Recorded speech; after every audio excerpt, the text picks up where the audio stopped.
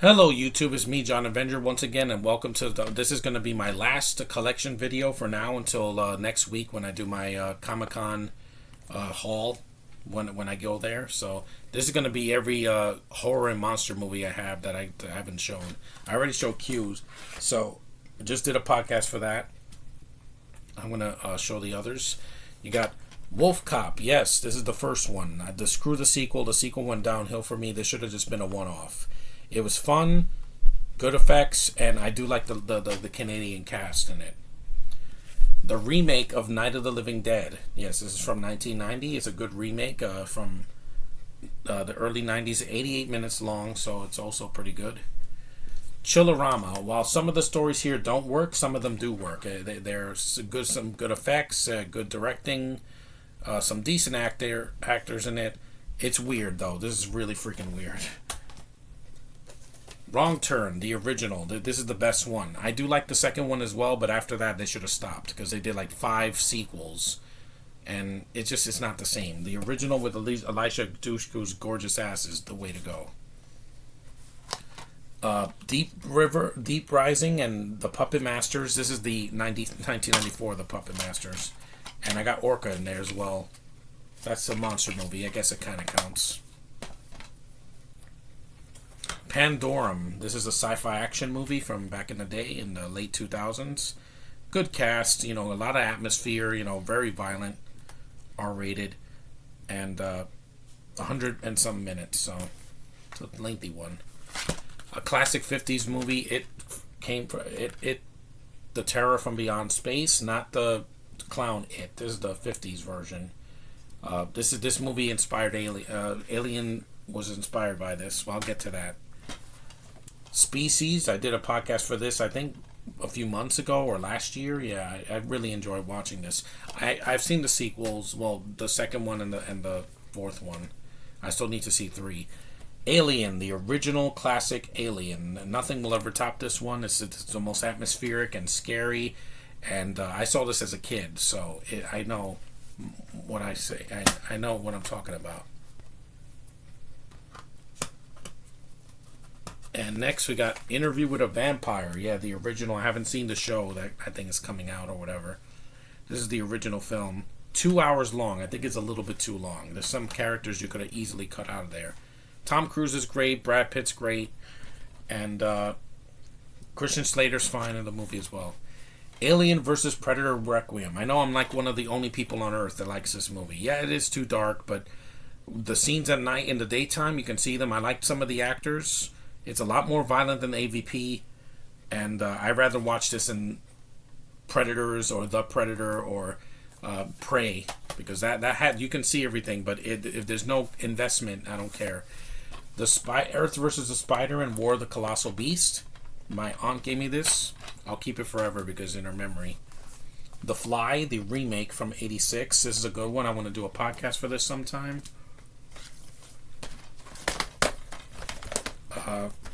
Deep Blue Sea, the original. I don't have the sequels. I saw 3 in last year, and it's actually pretty fun. 3 actually delivered. The Frighteners. This is like a horror comedy with Michael J. Fox in his last lead role on camera before he retired, and he's going to be at Comic-Con next week, but I'm not going to see him. It's too expensive, but I might see him from a distance. You got these 4-pack. You got The Undead Express, Vampire Wars, The Case of the Whitechapel Vampire, that's a Sherlock Holmes movie, and Nausea. So they're all on these discs like this. They're probably not going to work now because they've been scruffed up, but oh well. They do have some of these on streaming. There's a 12-pack of horror and sci-fi movies. You got Spiders, Antibody, and a bunch of others. Sharks from Venice, yeah. Split Second. This thing looks way more like Venom than the recent Venom movie. So Rutger Hauer, may he rest in peace. It's actually a fun sci-fi action horror film. Foreign, but it is what it is. Tremors 3. This is actually a decent sequel. It's not as good as the first 2, but it has its moments. Tremors 2, the best sequel. I miss Fred Ward. Michael Gross was still lucky to have him. These effects still look amazing. Shadow of the Vampire. Yes, this is a movie based on the Nosferatu film that they made back in the day with Klaus Kinski, I think, or something like that. He's playing, I think it was 93 minutes. So great performance from Willem Dafoe. Mindhunters. This is like a crime horror thriller. Really good cast mostly, except for Johnny Lee Miller. He's just weak. He's one of the villains, and also the woman from the Mummy. I don't think they're that great in the film, but the rest of the cast, Christian Slater's good. Val Kilmer, Captain Morris, and LL Cool J. I watch it for them. Trailer Park Shark. Yeah, I know it's one of those B movies with Tara Reid's barely in this movie. She's in like 2 scenes. And Dennis Haskins is in the movie, and Thomas Ian Nicholas, yeah. Scary Movie 1, the best one, and Scary Movie 2. The other ones I haven't seen. I haven't seen 3 and 4 and 5. I just refuse to watch it. Once Bitten, this is a good one as well. It's Jim Carrey's first starring role. Return of the Living Dead, the original, the best one. No doubt. Jaws, classic freaking Spielberg movie, and the Jaws sequels, not as classic. I do like 2 and 3, but 4 is horrible. The Abyss, yeah, don't need Avatar 2, James Cameron. This is the best you could have done with underwater effects or CG that still holds up, and practical effects. The Fly 2, good sequel. I think it's underrated. There was another one I forgot in here as well.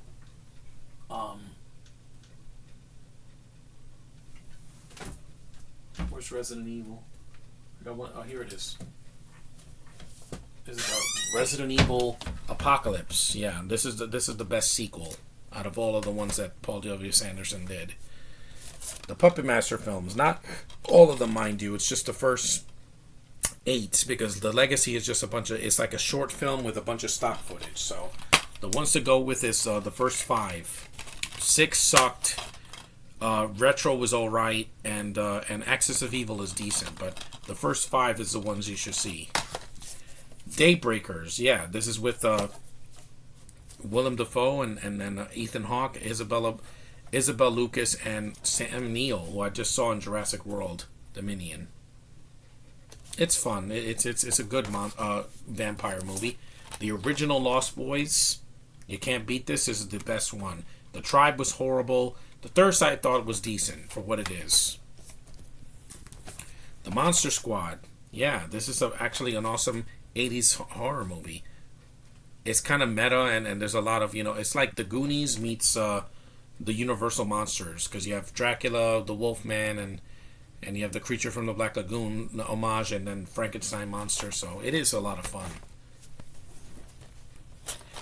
Candyman, don't say his name a lot. This is the sequel, the Farewell to the Flesh. I don't have the original. I want to get it one day. I haven't seen the new version with the Tiana Paris, but I will see it because I love her. Pumpkinhead, the original, the best one.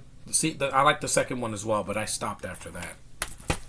Tucker and Dale versus Evil. This is a really funny movie where, yeah, the hillbillies are actually the heroes, not the villains, and it's a lot of fun, a lot of gore, and hey, Alan Tudyk is better here than he is in Andor, which he's going to be in that, I heard. Dracula 2000, an underrated horror movie with one of the most gorgeous South African actresses I've ever seen. Too bad she doesn't do a lot of acting anymore, but it's too bad because Justine Waddle. I'll take her any day over Charlize Theron, period. At least she's, better looking. From Dusk Till Dawn, the movie that subverts your expectations. It starts like a crime drama, and then halfway through it becomes a vampire movie, which you don't expect. This is a lot of fun. I really enjoyed this one. It could be shorter though. It's 140, an hour and 48 minutes. I think they could have trimmed the first 15 minutes of the movie, or some subplots that go nowhere. This is a sequel, From Dusk Till Dawn 2, Texas Blood Money. I enjoy this. For what it is, a low budget, I still enjoy it, regardless. I'm going to do a podcast for this one next week. Buffy the Vampire Slayer, the movie. This is before the show came out. Rest in peace, Luke Perry. I miss you, man. It's got Paul Rubens and Rutger Hauer, may he rest in peace, Donald Sutherland, and the beautiful Christy Swanson. Would love for her to sign this for me at a convention because she's just adorable. But Sarah Michelle Gellar is the better one because, you know, she's so iconic in that role. Anaconda's Blood Search for the Blood Orchid, my favorite one. I rewatched the first one. It's not horrible, but it's not it hasn't aged as well. I just don't like J-Lo and some of the cast and some of the weird accents that they have in the movie. But this one I think is my favorite. And Snakes on a Plane. Yeah, this is more like a horror comedy, but Samuel Jackson's great. His line in the movie is iconic. It is what it is. But that's my collection, guys. That's almost every movie I have in my collection. I'm glad you watched these videos over the past couple weeks. I know they weren't the best videos because they were, you know, spread out, but I couldn't do the whole thing in one shot. It would have taken like 10 hours. But that's most of what I got in my collection. Next week, I will show you more in my update. So thanks for watching. Take care. My next video will probably be a review tomorrow. So thanks for watching. Later.